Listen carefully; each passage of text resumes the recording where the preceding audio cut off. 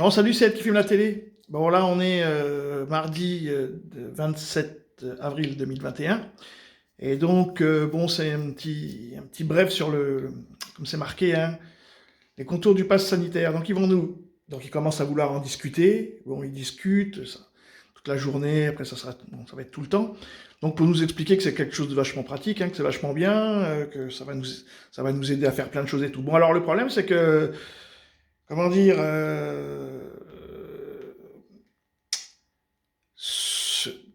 dans certains groupes, dans certains réseaux, on en parle depuis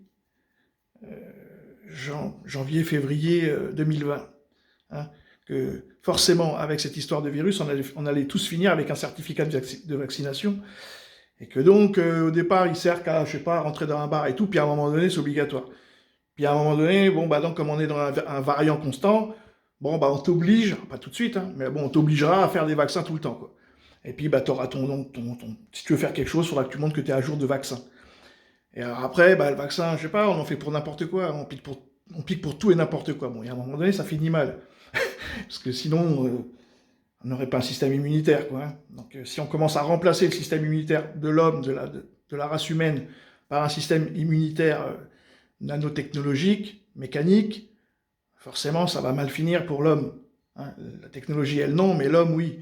Donc, du coup, on nous a appelés des complotistes. Hein. On expliquait, enfin, sur Internet, on était entre nous, là, on s'expliquait que ça allait finir en certificat, parce que c'est ce que ça veut dire Covid. Covid-19, c'est déjà le nom d'un certificat. Bon, bah voilà, maintenant on commence à nous en parler, donc du coup, on va plus être complotistes, c'est cool. Donc on va pouvoir en parler vraiment. Qu'est-ce que ça veut dire vraiment encadré et de quoi il s'agit?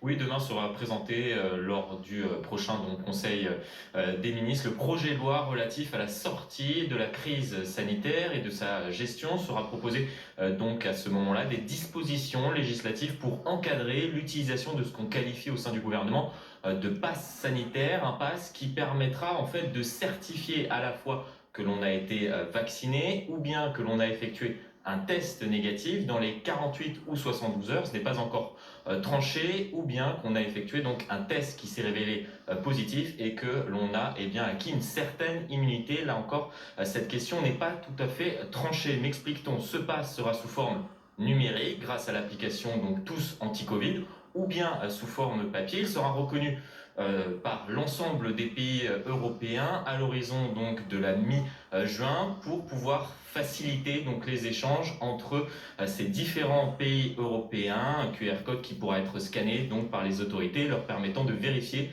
les informations, c'est-à-dire la vaccination, le test qui s'est révélé négatif, ou si vous avez acquis une certaine immunité. Il pourrait également, c'est ce qu'on m'explique au sein de la majorité, être utilisé lors de grands événements, lors de concerts, lors de rassemblements, ou bien lors de grands meetings, puisqu'on pense bien évidemment à la campagne de la future présidentielle à l'horizon 2022. Par contre, on m'assure, vous le voyez, qu'il n'y aura pas d'utilisation pour le moment au quotidien, c'est-à-dire on ne vous demandera pas ce pass sanitaire pour vous rendre au restaurant ou bien pour aller dans certains commerces qui pourraient rouvrir donc d'ici la mi-mai. Florian, Elisabeth Lévy a non, posé... c'était... Ah bon, une remarque, une question?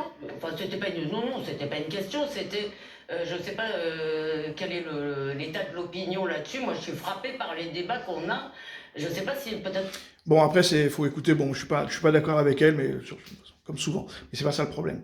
Donc, du coup, voilà, donc il nous explique bien comment on va le mettre en place. Alors, il y a Éthique, le mouvement Éthique, qui a sorti une carte, c'était je sais plus, chez Morandini, je crois.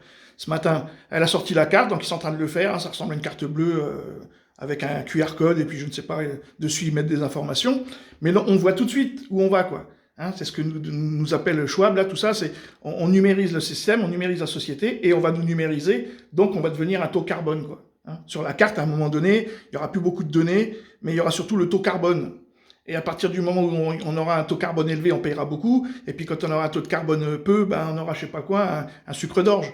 Mais on voit bien que la finalité de tout ça, c'est pas vraiment la vaccination, c'est pas vraiment le virus, parce que tout ça, ça va se régler naturellement, mais c'est qu'ils vont nous numériser, quoi. C'est ça l'histoire. Et c'est ça qu'on nous raconte maintenant pour quelque chose qui va arriver peut-être dans 2, 3, 4 ans. Mais c'est la numérisation de l'identité humaine. Voilà, nous serons un numéro avec un taux carbone. Voilà. Donc on partira avec 0%, et puis au fur et à mesure de notre vie, il y aura un taux, et puis comme les Chinois, quoi. Quand tu arrives à un certain taux, bah, tu n'as plus le droit de sortir de chez toi, et ainsi de suite, ainsi de suite. Ça, c'était un petit point de vue, mais je suis sûr que on va le voir, donc bientôt. Bon, allez, salut à toutes, à tous. Et puis, namasté, shalom, salut.